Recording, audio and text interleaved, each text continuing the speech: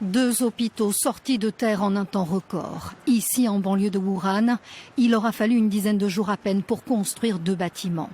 Un balai de pelleteuse pour une prouesse technique dont l'avancée, ici en accéléré, a été largement diffusée sur les médias chinois. Pour faire face à la crise sanitaire, 4000 ouvriers se sont relayés jour et nuit. Ce lundi, le premier hôpital entièrement géré par l'armée doit accueillir 1 millier de patients infectés par le coronavirus. Depuis la réception de l'hôpital, nous avons été occupés avec les préparatifs dans les services, la pharmacie et le bureau d'inspection.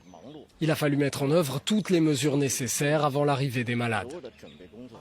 Des malades, on en compte désormais près de 2 milliers de plus chaque jour en Chine. Mais ce type d'hôpital en préfabriqué a déjà fait ses preuves lors de l'épidémie du SRAS en 2003 sur Pékin. Le 2e bâtiment doit être livré ce mercredi.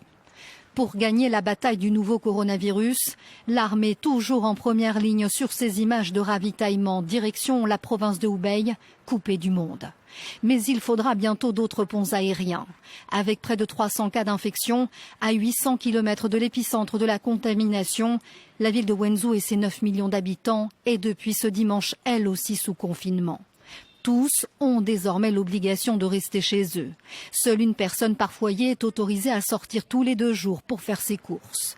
Les grands axes routiers sont presque entièrement fermés à la circulation. Une épidémie qui gagne du terrain alors que prennent fin les vacances du Nouvel An chinois. La province de Hubei et certaines grandes villes ont préféré prolonger cette période de congé.